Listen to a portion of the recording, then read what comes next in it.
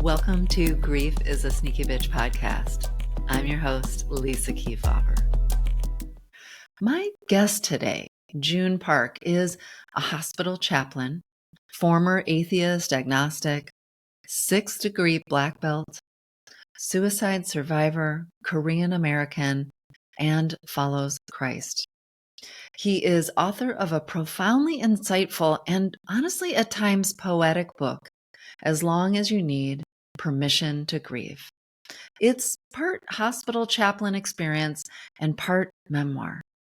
He is also the author of The Voices We Carry, Finding Your One True Voice in a World of Clamor and Noise.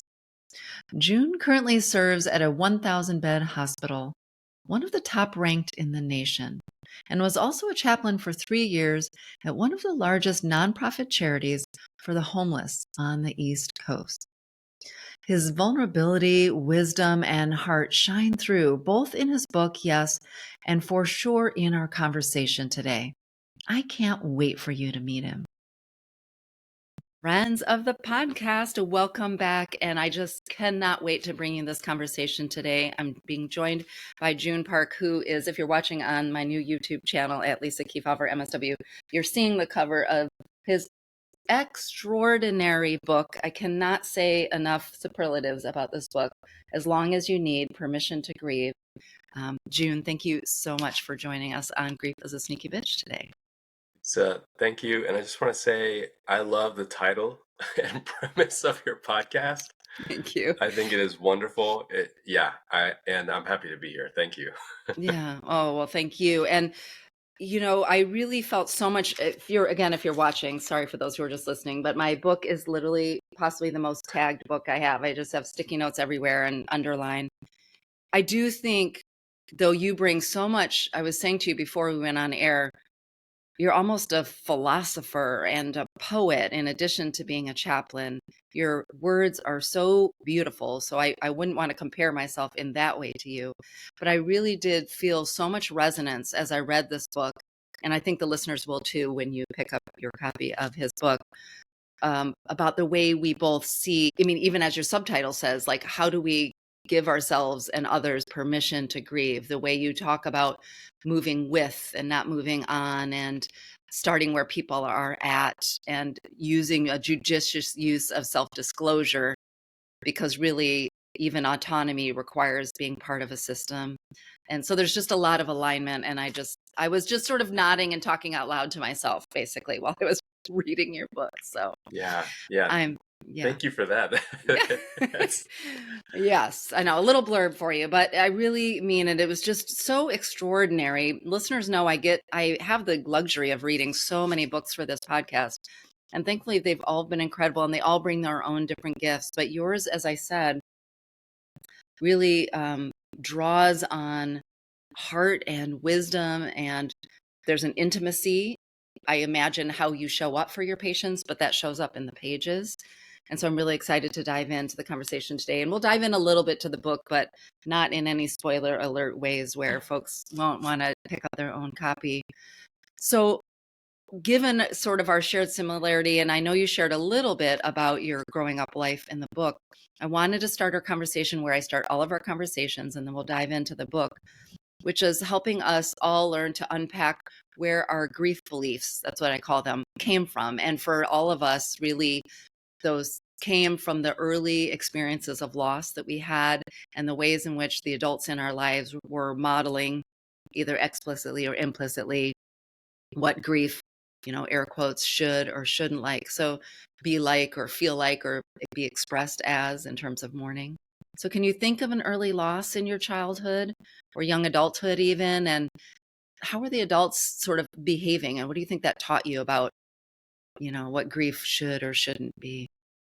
Yeah, I think like most households and maybe children of immigrants even, and I don't want to generalize or kind of pigeonhole that, but I think I was taught early on. I grew up in essentially a dojo. My dad is a martial arts instructor. Nice. Okay. And, there's a whole part of that culture that is about keeping your guard up, getting stronger and better, improving every day, competition. You got to beat the guy in front of you. Yeah. You get in a ring, if you're hurt, you're not hurt, you know? Yeah. Yeah. And Suck it up mentality a little bit, a little yep. suck it up. Yeah. Oh, Yeah. yeah. And Yeah. I remember regularly my dad giving me chumokbap, which literally means I guess that means knuckle food. He'd hit me over the head with his knuckles, just wrap me over the head, Mm. and keeping me straight. He would chop me in the chest if my posture was poor. And then we'd have these classes every Saturday where we'd have to, literally fight each other for 3-4 hours, me and other students. Yeah. And so I had knots all over all the time, bruises. I still have lower back issues and joint problems. But that whole culture really taught me in good ways and in ways that are unhealthy. Yeah. Taught it what does it mean to be a man? What does it mean to protect and defend yourself? What does it mean to be composed? What does it mean to be better or to be good? Yeah. And so there's part of my heritage and my upbringing that I cherish, that I love, that I treasure. So glad that my dad gave me this legacy that he learned from our homeland, our country, as something passed down, and it's now part of my body, part of my psyche. Literally part of you. Yeah. Yeah. And then there's other unhealthy parts of it. And I guess you could say, here's the great part of culture, and then there's subcultures that may be unhealthy within it. Yeah. Yeah. That have been given to me that told me that emotion and vulnerability were somehow wrong Yeah. and somehow a type of poison that needed to be worked out. And we would say things like pain is weakness leaving the body, things like that. And you learn these narratives early on, and a lot of them more caught than taught. A lot of them are absorbed by Yes. osmosis, just Yeah. within that, steeped in that culture. Culture is like air. You can't really see it. You just breathe in it. Yeah. And I think that taught me a lot about when I get hurt, when I feel loss, what that means, or what I should do and how I should cope with it. Yeah. And, false ideas about resilience. And so some of the early losses that I experienced, honestly, I would say was probably not a loss that I could grab tangibly, and it was a visible loss, but my sense of safety early Yeah. on, because I grew up in such a tumultuous, turbulent, and violent household. Yeah. Any moment I thought my dad could kill me. They did physically abuse me. And what we say about parents, they were trying their best with what they knew how. Yeah. And sometimes I'm like, well, were they? Yeah. Were they? Really? Especially because you're a parent now. So I know Yeah, that yeah, when you become a parent too, that shifts how you even, how yeah. you see them. Yeah. And I've since reconciled with both my parents. It took a lot of work, and that's not something I prescribe for everybody. But with my parents, I do believe they loved me, and at the same time, there was so much violence in the household, and so living in that sort of constant fear and anxiety is almost like a continual and perpetual deterioration. It just felt like every morning I woke up, I didn't know what else I would lose as Yeah. part of myself and my own sense of safety. So it's hard to Yeah. live internally. And growing up that way, I was always on guard, always trying to protect myself. And that does something to you, you know? Yeah. That When, hypervigilance. yeah, Yeah. yeah. And so, I'm a 9 out of 10 on the ACE score. And yeah, ACE score being adverse childhood experiences. Yeah. And 4 more, your chances of like depression and brittle bones and heart disease, they jump up, hundreds of percent. Yeah. So all of that taught me that loss is something I need to run past and not feel and keep going and keep my guard up and just, Because it's not safe to feel it too. Not just that it's not yeah, okay or it's weak, but almost it's not safe to do maybe. exactly. Yeah. And so I think that was my early experience with loss. Maybe not any one event, but Yeah. sometimes it's just the erosion that occurs early on in life. Yeah. Well, first, I just want to honor and name and affirm you sharing that with us and to thank you for your vulnerability here and for shifting, even an internal family culture to be having these conversations in public. I appreciate that. And I also appreciate you naming the loss of safety as a result of ongoing violence or threat of violence or trauma. Because as you even indicate in the book, and have tried to do over the show over the years, being a survivor myself, is I think we don't name and talk enough about the losses that we experience when we experience violence in that way, that loss of safety, that loss of being able to be naive and childlike, the loss of the what you were supposed to have but never came to be. I know you talk in the book a lot about like the loss of dreams. Like every child's inheritance, we believe, should be a safe and loving household. And so all of those losses, on top of then not being able to call it a loss because the culture in which you grew up would have been like, what are you complaining about? This isn't. Yeah, I think is really important. And I know for sure that so many of our listeners will resonate with that. And I definitely do. And to your point, I often joke when I ask this question, don't worry, I'm not inviting you to go back and tell your parents that they were, like shitty parents for not modeling grief, right? And I really appreciate the both and that you just offered there. Like, they should have done better. You deserved better. And you can see the ways in which they were doing what they knew. And you can find some sort of like the both and. It doesn't mean you're giving it approval or giving it permission to have happened. Yeah, because, my parents, honestly, with their emotions, they were pretty open. Because I think there is a stereotype that somehow in Eastern culture, we're supposed to be Zen and Stoic. Right. And I think that is an unfair generalization, like most stereotypes. Yes, of course. Yeah. I mean, my dad openly cried, and my mom was pretty vulnerable, and they would process things in their own way, Yeah. And it wasn't, they would talk in stories. That's kind of how they taught me. Yeah. And when they felt something, they maybe just told me a story. But, when I think of my parents and the chance that they didn't get a chance to grieve the way they needed to.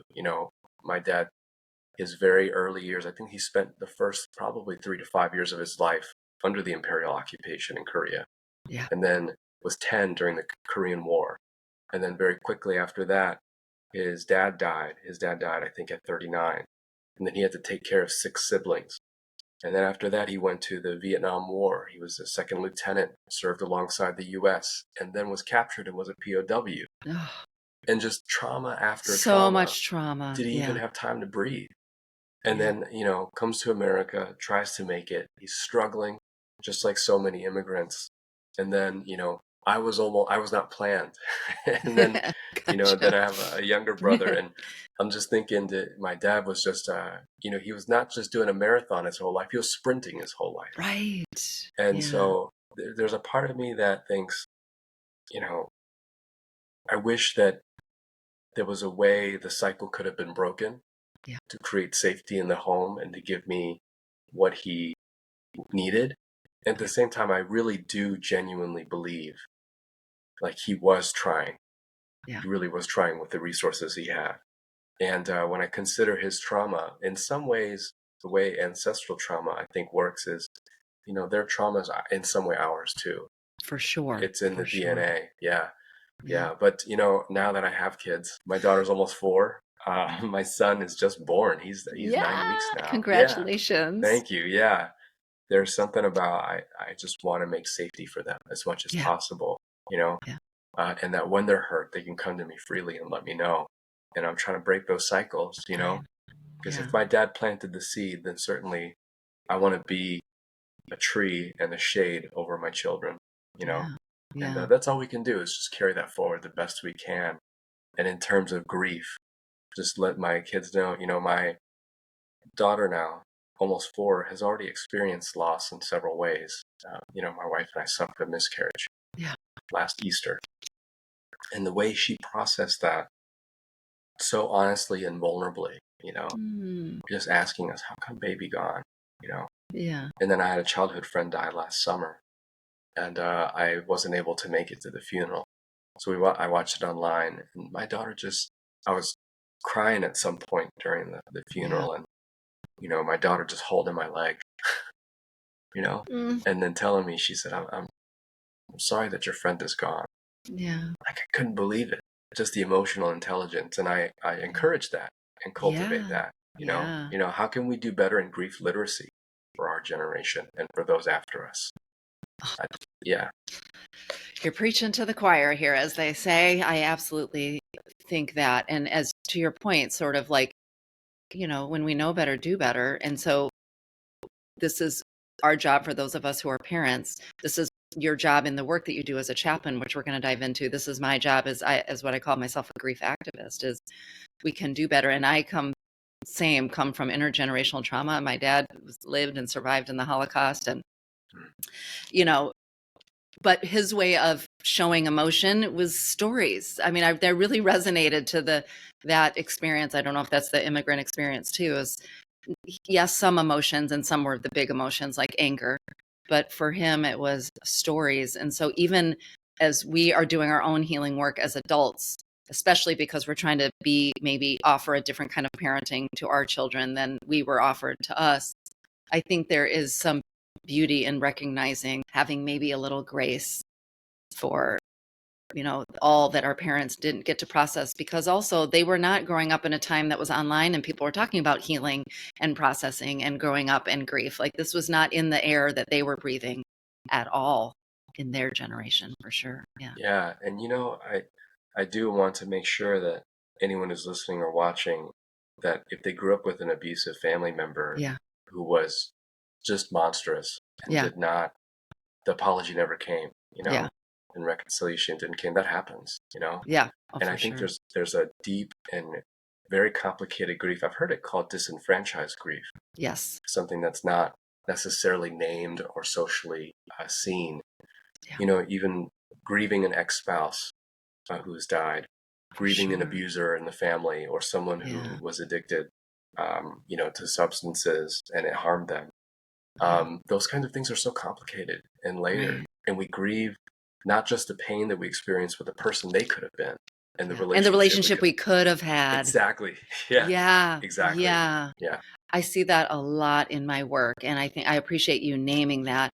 And also for the listeners who have experienced or even maybe are experiencing abuse, whether it's spousal or in a family, this invitation that Joon and I have been talking about, to, if you can, have some perspective or grace for, whatever it is, their baggage that they hadn't processed.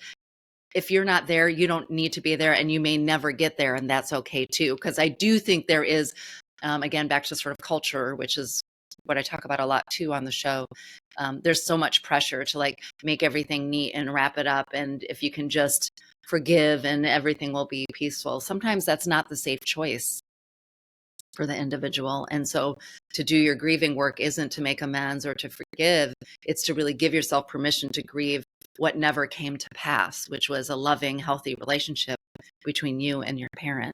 And if that's sort of the grief work that you're doing, then that's enough. Yeah. And I think, and I'm sure we all know, grief doesn't necessarily have a conclusion or a solution, a bow tie. There's no goalpost. There's nothing like that. You don't get a gold medal at the end. Winner. Where is my gold medal? Where is my gold? Right, exactly. I feel like I should have a few. Well, I appreciate that. And I want to spend some time diving into, as long as you need. I thought it was beautiful, even right from the start, that you sort of broke it up into losing spirit, sort of when I think about the sections of the book: losing spirit, losing mind, losing body, and losing heart. It's so beautiful. But before we sort of get to the anecdotes and the stories that you told along your career so far as a chaplain, I want to get to how did you move from being a kid being raised in the dojo to being a chaplain, or I think, what did you call it? A therapriest, which I loved. I don't know if that you coined that, but I feel like when I read that, I laughed out loud and was like, because I know a few chaplains that fits right there. So what was that journey like, or what was that calling? Because I know you even spoke in the book early on about the early burnout, and just the intensity of it. But are you surprised you ended up as a chaplain, hospital chaplain? How did you end up there? It's a yes and no. Okay. I mean, I grew up an atheist, and I decided that early on. My parents, they let me know that I wasn't planned on when I was born. So I thought, there's no cosmic order, there's no purpose. I was very nihilistic. And so, of course, all respect to my atheist friends, that's not what they all believe. But for me, that's how my atheism landed, is that there's everything is chaotic, haphazard, and random. It's all who knows. What's the point? Atoms colliding and then we're gone. So I took a very negative view, a pessimistic view of that. And then It's interesting that you asked me how did I go from the dojo to chaplaincy. I don't get Yeah. asked that often, actually. Okay. I All don't get to right. talk about my martial arts background. Maybe it's me. Maybe I put that behind me a little bit. Yeah. But sometimes I think there's a lot of similarities between that because, Mm. I taught and I coached a lot. And there's something about being a midwife to somebody's confidence in their voice. Ooh, wait, let Yeah, me just pause on that. Being a midwife to somebody's confidence and voice. yeah. Lisa, can I? Okay, so Yeah. I imagine, let's say that there's a movie, right? And during the day, I'm a martial arts teacher, and at night, I'm a chaplain. Okay. What I'm I with you. imagine, yeah, what I'm I with you. imagine is a cutting back and forth where I'm in the martial arts class and I'm getting someone to work on their kiap, which is the yell that you got to do, the hup, Yes. in Yeah. the class. Yeah. And this person is trying to find their voice and it's coming out a little squeaky. And I said, no, from here, use your Yeah. chi, pop, deep Yeah. inside. Then cut to the bedside where someone looks like they want to cry, they want to weep, have the freedom to express themselves, Yeah. but they can't. And as a chaplain, I'm still and I'm being present with them. And I'm saying, not in words necessarily, but in Yeah. presence, that your tears are safe with me. Your Yeah. tears are safe. It is okay to cry. There's no shame Yeah. in that. Cut back to this guy is really trying to key up. Cut back to patient is Yeah. trying to weep and then full on weeps and bursts into tears and is finally able to let that free. Cut back to the student doing his full on key up as Yeah. loud as he Yeah. can, as messy as he can. And there's a similarity there. I Where, love this. I yeah, love it. and Yeah. it's not something that I've connected often. It's not in the book. I just, Yeah. I think there is something about finding ourselves, finding our key up, finding our tears, Yeah. and how much that is suppressed in us socially and culturally, Yeah. and that we're told that this expression is not okay, you Yeah. know, and how much we're just thrown into the world machine and assembly line and the hustle and grind of things and just told produce and contribute Yeah. rather than just simply being. So I think there is something about my experience as a martial artist that did translate over to being a chaplain. And I think, when I grew up an atheist, I kind of did a 180 into the, Yeah. I was a youth pastor for like 7 years almost. I did college ministry, youth and stuff. And my whole thing was I just want to help people. That's the Yeah. whole thing that we Yeah. say, Yeah. right? Yeah. Yeah. Yeah. But I thought this is the easiest way. I originally, I majored in psychology. I was going to be a therapist. Then I ended up in the church community. And, I entered into seminary still an atheist. I don't tell people that very much. But I thought I'm going to get this master's and I just want to serve people. And I think in a church I can do that. Yeah. Come to find out in a church, there's backroom, boardroom politics that I was just not smart enough for. I wasn't savvy Yeah. that way. I Yeah. just thought, oh, I thought you meant what you were saying when you said that. And it turns out, not really. Turns out not everybody means what they say and say what Yeah, they and can you mean. Yeah. believe the church has What? problems? Yeah. So I felt like I was looking in, Yeah. outside through a window, just, Yeah. trying to figure it out and always on the outside. And then I found chaplaincy because I did this sort of prison ministry thing for a couple weeks and I heard about what chaplaincy is. And so, by the time I left the church, I was actually at a really good church on good terms, even making good pay there. But I left because I thought it's still not for me, even in a good place. Yeah. Yeah. And of course, I had the privilege to leave. Not everyone does. And I'm just very lucky I got to be able to do that and then find my way towards chaplaincy. And I can tell you, Lisa, my first clinical, when I shadowed another chaplain for training, I was in a room in the ER where we had to break the news to the family that their loved one just died in the ER. And that's one of those horrific, horrible, life change. I've done it now dozens, if not hundreds of times, and every single time, you know, the whole room, you feel it. You Yeah. feel it. I mean, just the irretrievable and unreturnable loss, getting that news. It's terrible. Yeah. And that first day, I still remember it. I could still picture everything about it.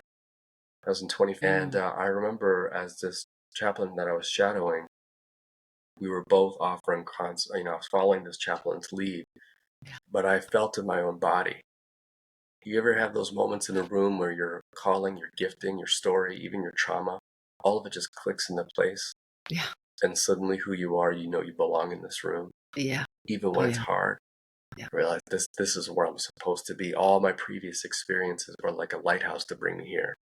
Yeah. And so that's where I ended up. Whew. Yeah. That just gave me the chills. Yeah. Yes, I know that moment. And that's how I went from being a traditional social worker to doing this work, was because I realized when I was showing up for somebody, the compilation of my own trauma and my own grief and my own loss and my own therapeutic training and my own lifetime meditation, sustained meditation on holding space and bearing witness had to be coming to some point, to this place. Well, thank you for sharing the sort of from the dojo to the chaplaincy. And I'm glad that that was an invitation that sort of resonated for you that you didn't get to. But one of the things I heard in you saying that was to that point of there's something about the requirement of being present to someone in both of those roles and really seeing them as they are, and then but being an encouraging space, like a permission giving and holding space for someone to sort of express what can come out of them. And I see that alignment in both of those. Yeah, that's so beautiful. I love to do this, and sometimes authors love it, sometimes they don't love it, but I mean, I literally could just read out loud your entire book because, again, listeners, you should see my book. It's flagged everywhere. But one of the early things that you talked about in the book, early on in the book, was sort of, which you alluded to even in your own story of loss of safety, but was losing spirit in that section, losing future dreams, and that we don't talk enough about losing future dreams. And in fact, when people are grieving and they're not given the permission to grieve, it's not just that they're grieving the death, if it's a death loss, that they're grieving all the things that won't come to pass, and that there's a time sickness related to that loss. If I can read this passage, I think the listeners, this will be a good tee up to this conversation around kind of our propensity to speed through grief and to overlook the losses of dreams. You said, speeding through grief always has a cost. To bury somebody's supposed to be is also to bury a story that's untold. When you bury someone's story like that, it gets lodged in the rib cage. It gets radioactive. It festers. It shouts to be heard. Grief is always a voice that needs to speak. If you suppress it, it still speaks, but not always in ways that are healthy, not in the ways you need. It pushes through your skin like rogue splinters.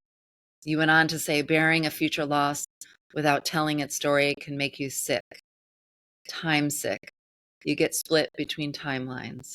And the further along you go, the further away you get from that dream. And you look around and wonder how people can keep going while you want the world to stop, time to freeze, to get back to your real universe. And you get well-meaning people around you, always the ones who mean well, who are nudging you forward, shoving you really, and you clutch two timelines until you're ripped in half. You see what I mean, listeners? It's like philosophical and poetic and wise. Tell me a little bit about what you've experienced personally, but also what you've witnessed about this, our propensity to not acknowledge the losses of future dreams, and how you show up for people, or what you've learned about permission giving around that kind of grief. Hey friends, do you want to hang out? I mean, for real. I am celebrating so many things in May and June, and I'd love to do that with you. And I'll tell you about that in just a minute. But first, I needed to share something with you, some incredible news that I just received. And since you've been on this journey with me, I thought you should be some of the first to know. My scans are clear, and I'm officially cancer-free. That means in May, I'll have my last infusion to treat my breast cancer and get my port catheter removed from my body. I mean, think Aliens movie. It's weird. Anyhow. But in May, I'm actually already scheduled to spend time with listeners like you. How? Well, some of you have invited me back to Michigan to give a keynote speech to an incredible group of healthcare professionals, while another group of listeners invited me to deliver a lunchtime lecture. When I'm back, I'll be getting in my car and heading over to a pub here in the San Diego area to gather with fellow life and death-minded folks at a Death Over Drafts event. And when I'm not on the road in May, don't worry, I'm going to be recording and bringing you more episodes of the podcast. In fact, I have 6 recordings scheduled with folks like the fabulous Tempe Locke, the wise Joanne Cacciatore, and so many more. As if all that isn't exciting enough, May is also the month I turn 53 years old. How lucky am I to still be alive and now to be well and celebrating my birthday? I am beyond grateful. And then before you know it, June will be here, and my book, Grief is a Sneaky Bitch, an uncensored guide to navigating loss, will hit bookstores on June 4th. I really, to be honest, still can't believe it. Oh, and don't forget, I recorded an audiobook version recently, so if you'd rather listen than read, I got you covered. So, how do you get to see me? Well, don't forget, if you pre ordered the book on Amazon or another online bookseller, message me at my website or on Instagram to let me know, and I'll send you an invite to my fabulous Zoom pre launch party happening on my birthday, May 22nd. Or even better, come see me live in person in June. I'm kicking off my Grief is a Sneaky Bitch book tour here in San Diego at Warwick's Bookstore on June 4th. After that, I'm heading to LA, San Francisco, Seattle, Portland, Baltimore, New York, Boston, and of course, my hometown, Ann Arbor. Go Blue. I'm adding new cities as I go. So to find out if I'm coming to a city near you, don't forget to sign up for my not so regular newsletter. And if you're already planning to come, I'd love to know about it. So drop me a note on Instagram at Lisa Kefauver MSW. And there may be another way to see me in the future in person, but I'd love to hear your thoughts. I'm currently dreaming of next season of the podcast. That's season 6. What? 6 seasons? Okay, wait, focus, Lisa. I'm imagining hitting the road for that too. What if I invited you to join me in the audience while I interviewed my guests live from the stage in a theater near you? You'd get a chance to ask questions at the end, have a meet and greet with us, get signed copies of our books, and more. What do you think? Would you show up for something like that? Again, drop me a message. You could do it on Instagram at Lisa Kefauver MSW, or if you prefer email, send a note to info@lisakefauver.com. Either way, I can't wait to spend time with you.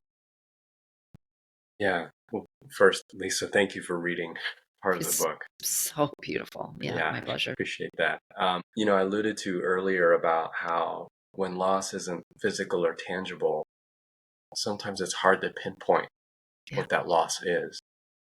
And I think there's an invalidation of those kinds of unseeable or invisible losses. And losing dreams is one of those. I think Kate Bowler writes something about how she used to think that loss was just about losing the past and all the shared memories.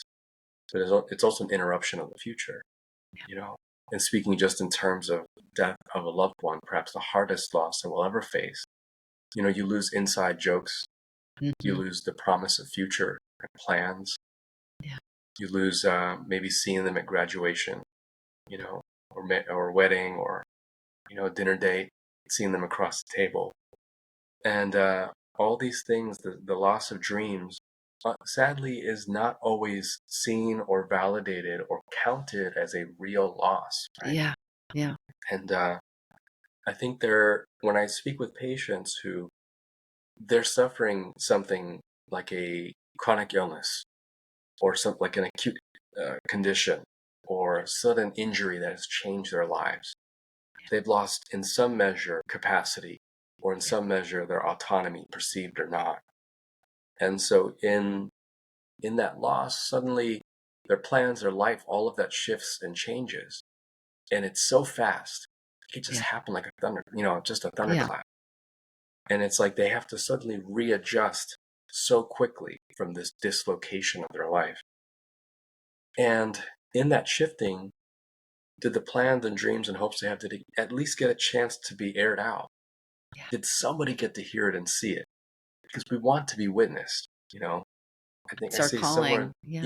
We say somewhere in the book, everything we build is castles of sand, but we'd still want at least a moment to sit with it, for it to be seen, for the sun to shine on it, at least for a moment, the monuments that we build. And so, patients who shift from here's where I was headed to now I have to be here It's not a choice that I wanted to make. Do they get to speak this story and tell this story and share it as if it were something that happened? And I think that needs to be done as a way of grief and expression, Yes. of Yeah. honoring this life that didn't get to be shared. And at times, you ever had this thing happen, Lisa, where somebody tries to share what they had a dream last night? And some reason our brain just has a hard time grasping what they're saying. You know what I'm talking about? Yeah. Yeah. And I heard there's a scientific reason for that. But when you share a dream and then their eyes start glazing over a little bit because they Yeah. just don't have quite the mental furniture, I guess, to really Yeah. put together what you're saying. Yeah. So maybe there's something to that where when we share like what it could have been, it's hard to grasp. Yeah. But I do sit with patients and really tune in and try to listen and even actively ask them, like, what is it Yeah. that you had wanted to do, or what were you on your way to, or Yeah. what ideas did you have? And for some people it may seem fruitless, or some people may say like, oh, don't live in the past, or don't speak that Yeah. way, or you're inviting negative into the room or something. But I will, as long as it takes. How I would love to hear about it. I Yeah. would love to hear about this dream or hope and this plan that you had, and at least bear witness to what the possibility was. I have friends who have children who have been injured or who have in some way their lives have irrevocably changed through some sort of condition or Yeah. incident.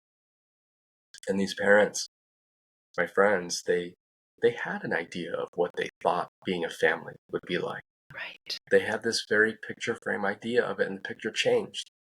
Yeah. But are they allowed to talk about their hopes without being shamed? Because some people may say, like, well, you can't say that because you got to deal with Right. what you have And now. at least your kid is alive, Yeah, at least you and could, yeah. or you can always make another one. There's all these kind Yeah. of things like that, Yeah. and Yeah. but I don't Both think, and back to the both and. right, I don't think that talking about what we would have wanted is in any way No. disparaging what we have now, you know. Yeah. And so, can we have a chance to talk about that? And with my patients, it's almost like I see an almost embarrassment even when they start talking about that. Yeah. But for me, body language, face, I just kind of almost like Yeah. urging them, encouraging them. Yeah. Yeah. Let's talk about that. I would love to hear about what you would have wanted to do. There is almost a unclenching Yeah. and Yeah. almost kind of a someone got to witness that, And does it fix it? Does it make it all okay?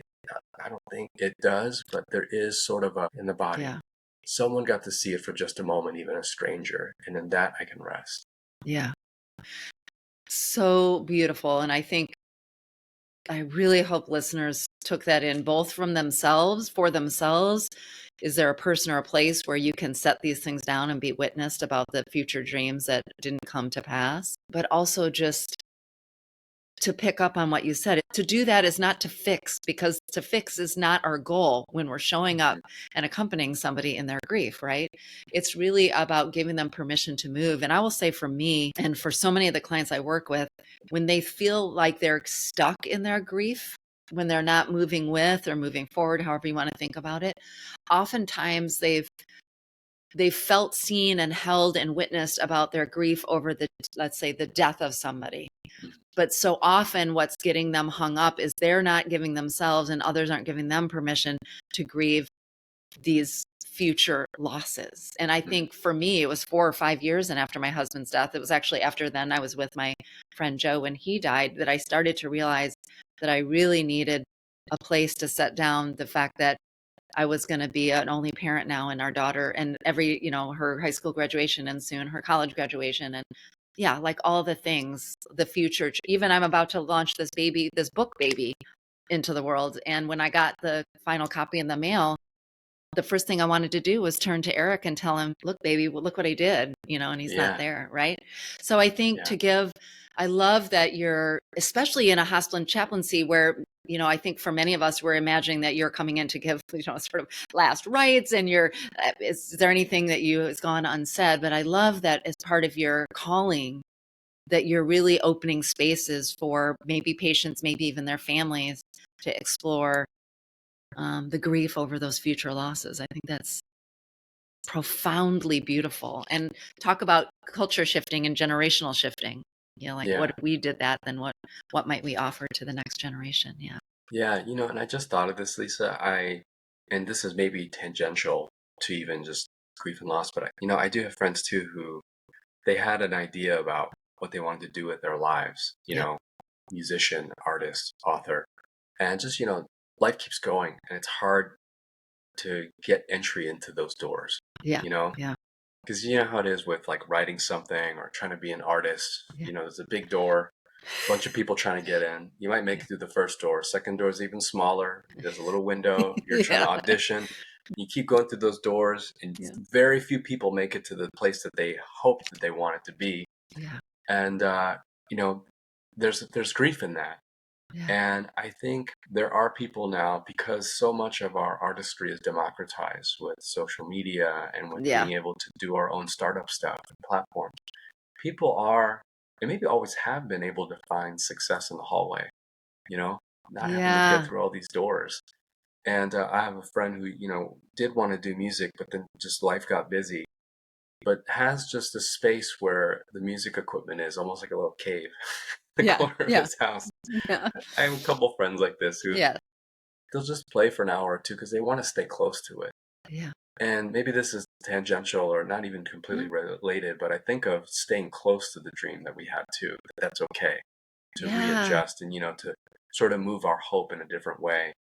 And, and I have friends who I could be an artist, but hey, I'm going to produce music and help people who want to be. And is that a failure? I don't think it is. Is that considered like a consolation? I don't think it is. I think staying close to the dream in some way, honoring that part of ourselves that, hey, we didn't get to exactly where we wanted, but still I'm going to readjust so that, this coloring book, the colors didn't come out the way I wanted. And at the same time, it's still a beautiful picture, Yeah. And so maybe that's for somebody, maybe that's just for even one person listening or watching. No, I think it's so beautiful. And I feel a real line of that to the ways in which we move with our grief, because I think in a way what you're talking about, we often think about like making meaning. And of course, people completely misunderstand that and think we have to make meaning out of the death or the loss, but really it's finding meaning in life. And part of what we're doing as we move with our grief, I think, is coming face to face with what we won't have or what isn't going to be.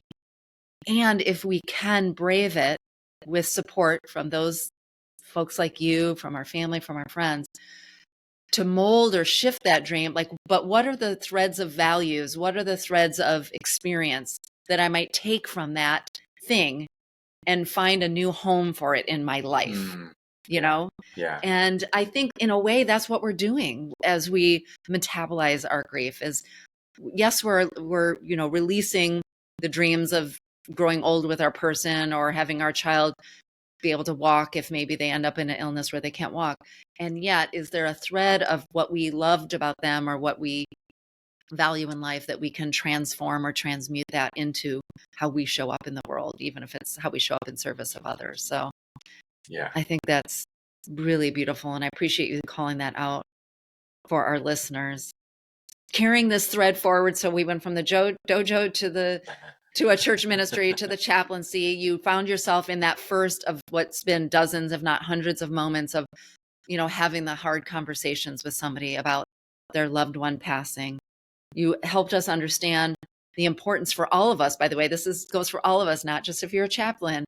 How do we hold space and make space, intentional space for people to lay down and to share the dreams, the lost dreams, and, the future that wouldn't happen.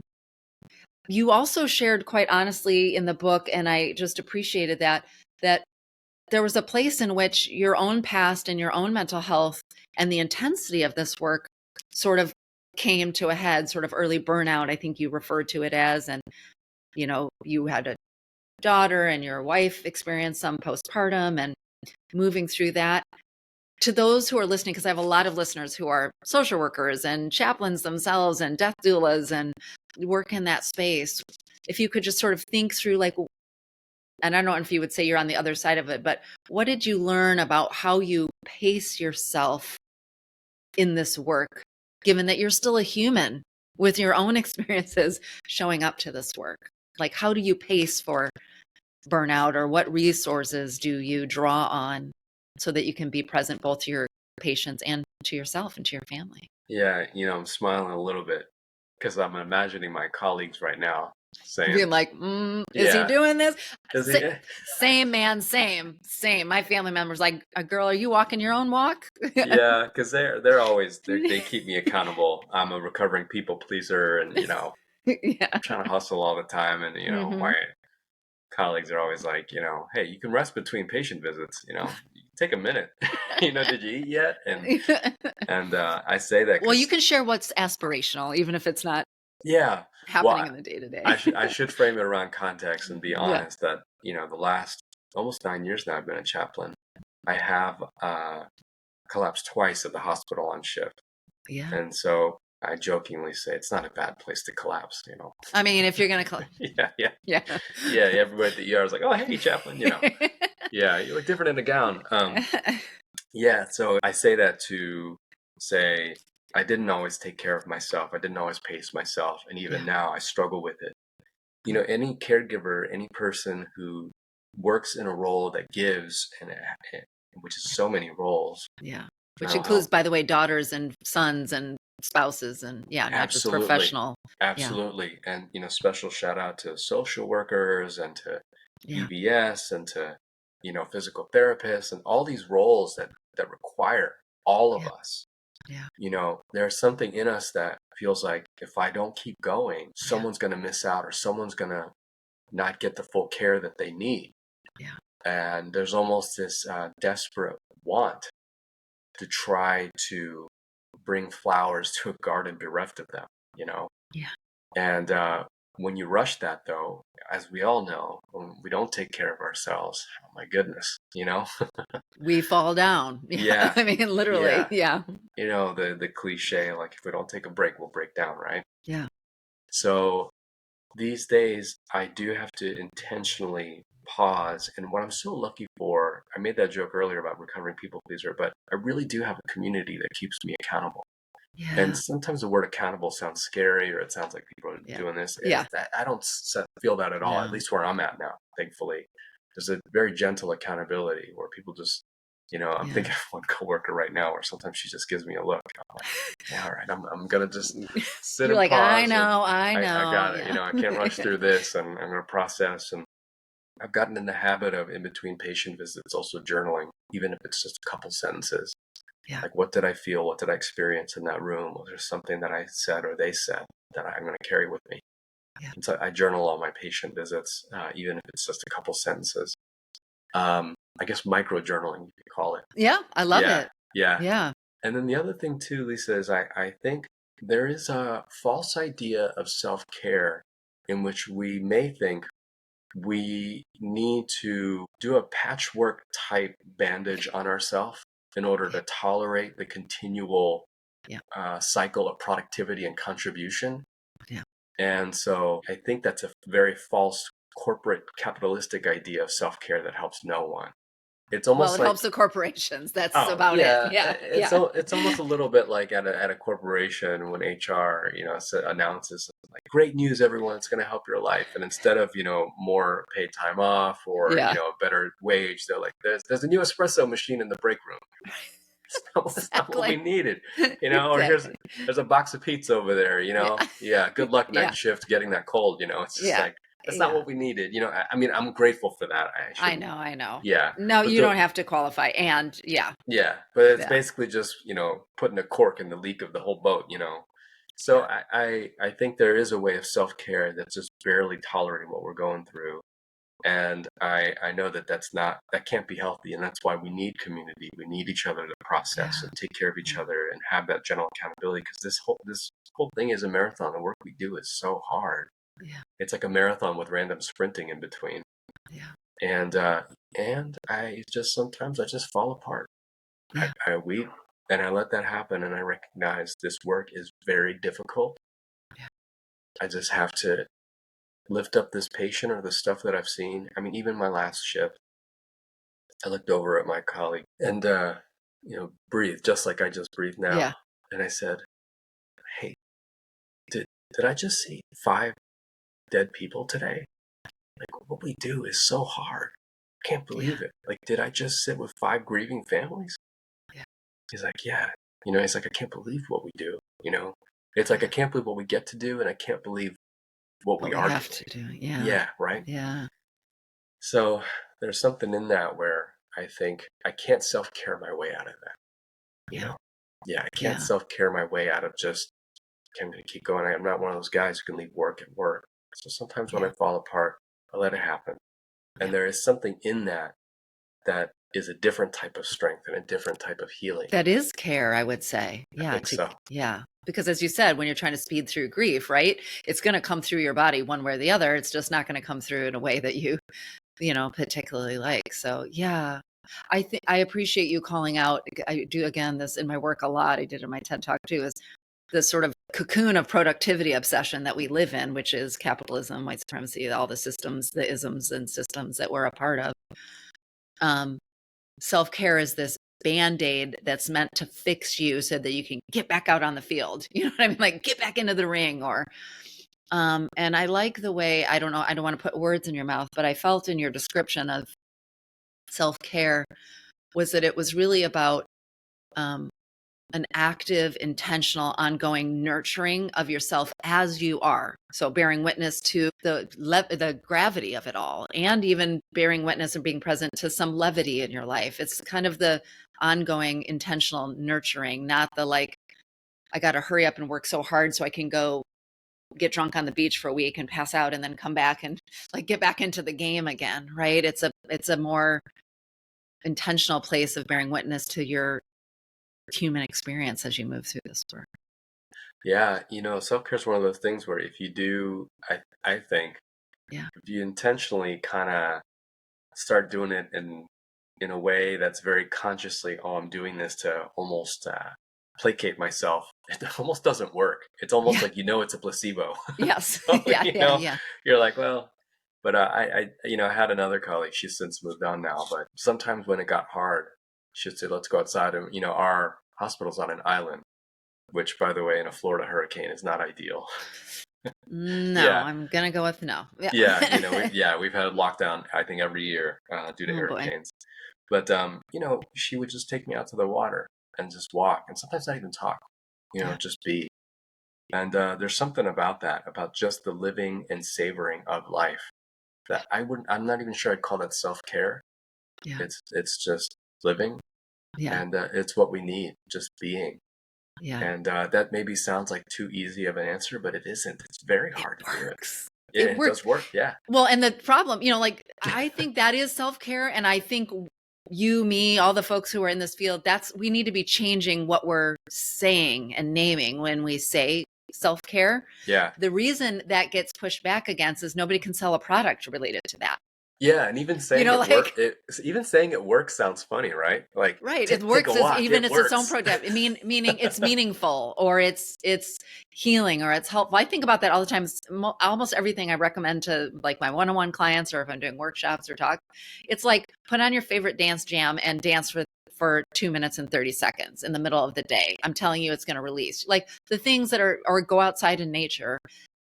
Or micro journal actually is something that I often, those are actually the ways in which we stay in touch with our own humanity. We also have those activities help us see outside of ourselves and understand our place in a bigger human and non-human community of things. Yeah, And that's really important when you're weighted down by the gravity of something so intense like loss, either your own or bearing witness to somebody else's, is to be able to kind of find some space, not detachment, but find some space so that you can see the sort of interconnectedness of it all. yeah, Um, yeah. that's really healing. And I think that's self-care. I mean, it's like, we need to start a movement to reclaim, Absolutely. what self-care is. Yeah. Yeah, yeah. I think bringing it back to grief too, like we give ourselves to the moment, right? Yeah. And then I don't even know if it needs to be labeled self-care. And when we intentionally do it, there's power there too. But even like Yeah. with my daughter, we dance almost every day. You were talking about dancing. Yeah. Yeah. I love And I don't that. think it's something we schedule. I don't think even in the Yeah. middle of it, I'm thinking, hey, this is self-care, but it's something that's just part of life, Yeah. we're surrendering to that moment. And even with grief, like, there's what emerges, the sounds we make and our body shaking and all of that. It's not Yeah. necessarily intentional choice. And my hope is that I'm validating this patient that whatever noise you make, whatever your Yeah. body does, that's what it's going to do. You don't need to suppress that. Yeah.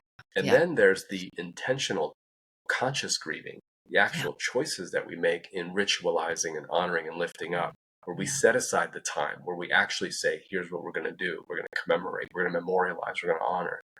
And I think I'm trying to relate that, I guess, a little bit to self-care. No, And I that's, love that. It's that the yeah, both and again of those things. There's some intentionality, and then there's also just how are we showing up in our day-to-day lives and allowing exactly. our joy and our awe and our wonder and our grief and our sorrow and our sadness to move through us in the ways in which we, do our daily activities. Yeah. Exactly. Yeah, we And to need not both. sort of bottle it up till later. Yeah, we Yeah. do need both. I feel like we could talk for 2 hours, but I know we're getting towards the end of our time. And I wanted to invite you to share just a little bit about, you shared so many patient anecdote stories. I'm sure names are changed and et cetera, et Yep. cetera. But you shared a story about a man named Maisie, Yeah. which I'm still thinking about days later. I'm sure his story and your coming across him lives with you all the time. And listeners, when you get to this part of the book, you are going to be blown away. But one of the things that you talked about, the lessons that you learned from accompanying Maisie in his life and even at the end, in his death, was this, one of the losses you talk about is that we experience is loss of autonomy. Yeah. Right. Whether we're talking about a chronic or debilitating illness or we're for mental health, lots of different things that we talk about. And you said, I'm just going to read a little bit. I feel like I could read this whole page, but one of the things you said that you learned from Maisie is you said, our autonomy never exists in an isolated vacuum, but is formed by a complexity of values, voices, histories, preferences, and communities. And to your point, you talked about, I think, twofold thing that you learned from Maisie. One is even in autonomy, we need our belonging, like we need a safe container to find our autonomy, but also we can't pull ourselves up by our bootstraps and ignore the fact that we're part of all of these systems that do or don't encourage or allow for some autonomy. You added these boundaries, as much as they can be chosen, are also bound by unforgiving system. If my patient is disabled, not wealthy, not free of trauma, they have a different set of choices that are never easy, never equitable. They might never get a chance at prosthetics, chemo, a caretaker. Someone like Maisie, you said, every loss in his body, a never again, has to constantly readjust his life to his own limitations, but more than that, to socially prescribed prejudice and to the brutality of an incomplete system that has no traceable villain except its own bureaucracy. Maisie gave me in his story was this: even as we lose the ability to make decisions, what makes us most dignified, I love this so much, is finding the smallest thing we can decide. As we grieve the loss of our bodies to wear and tear and time, we find ways to remain ourselves as fully as we can alive. It resonated for me in so many countless ways, even my own recent cancer journey. My best friend, who has been really struggling with both cancer and Lyme disease for the last 8 years. Tell me a little bit, as we begin to close our conversation, what we need to know about autonomy when we think about the loss of autonomy, and whether it's how we reframe that for ourselves, the little decisions, as you said, can we make little decisions? Or as a caregiver, what might we need to know when we are acknowledging someone's loss of autonomy? Yeah, when we lose our ability to do what we had once done freely, it almost feels like chasing a ghost, you know? Yeah. That ghost is gone. And we're living almost with a phantom life hovering at the edge of our skin. And it is a brutal loss. And it's almost like just as we're catching up, we may lose something else. Yeah. And sadly, because of the way our hustle and continual wheel spinning culture is, our loss of autonomy is conflated and correlated with loss of worth. And it's a perceived loss of worth. And sometimes like for example, in churches or in TED Talks or in inspirational speeches, sometimes I think, yeah, I don't know if that would work for my patients, the ones who are in a bed and not completely able-bodied to be able to do the things that we're being inspired to do. Yeah. Yeah. Do we have the capacity? Do we have the resources? And so patients like that start to think, am I worth anything? Because I'm not contributing, I'm not producing, I'm not a cornerstone or pillar of my Yeah. Or an inspirational story community. to somebody else, Yeah. Yeah. And does every trauma need to become a triumphant testimony? And Right. it's not always, Yeah. When we talk about even fighting cancer, Ugh. who wins? Do we battle cancer? You know, No. it's Yeah. the old joke, like and this is one of those Yeah. hospital backroom jokes where, Yeah. anyone who dies of cancer, it's essentially a draw, Yeah. cancer goes and so does the patient. Yeah. Yeah. Yeah. Yeah. So I think if there's anything I can say about that and summarize it quickly, I do not believe that loss of autonomy is correlated with a loss of worth. Yeah. And that sounds simple, but it's so indoctrinated. That's such a powerful counter narrative to Yeah. our cultural narrative. Yeah, Yeah. because you are always more than your ability and capacity and production and contribution. Yeah. And our value is inherent, it's intrinsic. It is not tied to outcome, it is not tied to results. And I think we, the community, could do better in stepping in and stepping up and caring for those who have that loss of autonomy, in the reminder that their worth is not tied up in Yeah. anything that they lose. And also, those who lose their autonomy still want to do something and be something. Yeah. So those tiny little choices that they could make. One of the chaplains I used to work with, palliative chaplain Amy, amazing person, she would say, how can we relocate our hope? Mm. What a beautiful thing that is. Mm. And, a family's initial hope in a palliative situation might be resuscitation, all the chemicals, all the compressions, all the shocks. We realize after 3-4 code blues, this might not work. Yeah. How can we relocate our hope? How do we give them a dignified death? Yeah. Do we let their dogs say goodbye to them? Yeah. I had a few patients who said, don't let me die with dry lips. Just put chapstick on me to the end, Yeah. Put pictures up of my home, get the one doll that I liked when I was a kid, little things like that, little choices that we can make, that we can decide, let me be buried in this dress or this suit that I always loved, put me next to my spouse, when I go on the ground, things like that, where there are little choices that we can make. I remember very specifically, this patient has since died, but I still won't use his real name or the real, I'll switch some of the Yeah. details Yeah. as I do, but he was bedridden and he just knew that he was never going to have a quote unquote normal life. Yeah. It wasn't like plan B, plan C, it was like plan Q, Yeah. And he said, I'm just a blob here. What can I do? Mm. And so we talked a lot about that. That's one of those things where there's no solution or answer. I can only just bear witness to his loneliness. Yeah. Yeah. Yeah. And then he called specifically for me. I saw him a few times. And the second time I went to see him, he said, hey, chap. He said, I was thinking a lot about what I can do from here. It's not a whole lot, but I just ordered 10 pizzas. I said, oh.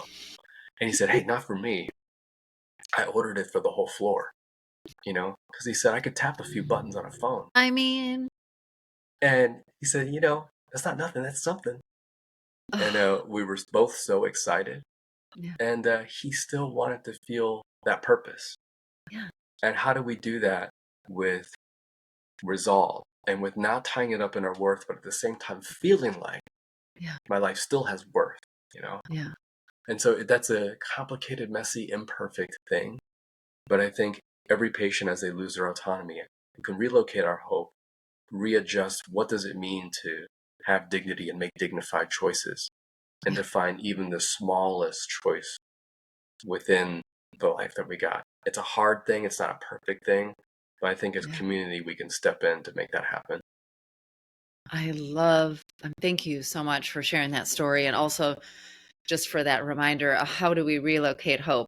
Is going to stick in my mind of many things that you said in today's conversation. And also just to amplify your point, that it's hard and messy, but life is hard and messy. And actually, we do a disservice to ourselves and others when we hold on to the illusion that there's some neat little way we can, as we said, wrap it up in a bow or to name it. And so, when you talked about, like, you sat there and listened to him coming to grips with that he was on plan Q and that you didn't have an answer, I just really want to amplify that again to our listeners, whether you're the caregiver or you're the person who's in the bed wanting to have that conversation, is there's still value in the voicing and being heard, even when there isn't some neat answer, and actually releasing that grief, that sorrow, that sadness, maybe is exactly what you need to make space to find the little choices that you can make, to relocate your hope, to find the dignity. And okay, well, I needed to say that I'm grieving and setting that down, but that gives me the chance to realize what I really want is to be able to say goodbye to this person, or to order 10 pizzas for the floor, or to make those last choices that we want to make. And I just so appreciate your wisdom. I enjoyed this conversation so much. And listeners, you absolutely need to get, as long as you need, permission to grieve. JS Park is his moniker. And follow Joon on Instagram, Threads, all the socials at JS Park. Thank you so much for joining me on Grief is a Sneaky Bitch today. It's really been an honor. Yeah. Thank you, Lisa. Appreciate you. Yeah, thank you. Listeners, I truly cannot wait for you to read Joon Park's book, As Long as You Need Permission to Grieve. As you heard in our conversation today, Joon's personal and professional wisdom on the subject is deep and profound, and he brings such a warm, loving, and, as I think I mentioned at the top of the show, almost poetic or philosophical approach to his writing. You can find the link to buy his book in the show notes, or find it on your favorite online bookseller. And hey, why not stop by your local favorite bookstore too? I don't know about you, but this conversation reminded me of the fantastic one I had earlier this season with Devin Moss. Did you catch that one? He's a non-theist chaplain who accompanied a man named Philip Hancock in his final days on death row before being executed by the state of Oklahoma. If you didn't get a chance to listen, I truly encourage you to find that episode too. He's full of philosophical wisdom as well. Again, his name is Devin Moss, and that episode is called You Are Loved, You Are Not Alone. Thank you for listening to today's episode. If you found it helpful, don't forget to share this episode with others who might need it too. If you do it on socials, don't forget to tag me at Lisa Kefauver, MSW. And of course, if you loved it, leave a 5-star rating and write a review wherever you're listening to this show. Thanks to Mike Moody at Record ATX for the audio engineering support. And as always, Giles Smith of Alafia Sounds for providing the music. Until next time, my friends, I see you, I hear you, and I'm holding you in my heart. Thanks for watching another episode of Grief is a Sneaky Bitch podcast. I'm your host, Lisa Kefauver. And don't forget, if you love the show, make sure you subscribe, hit the like button, and leave a comment. Share something that you learned from our conversation today.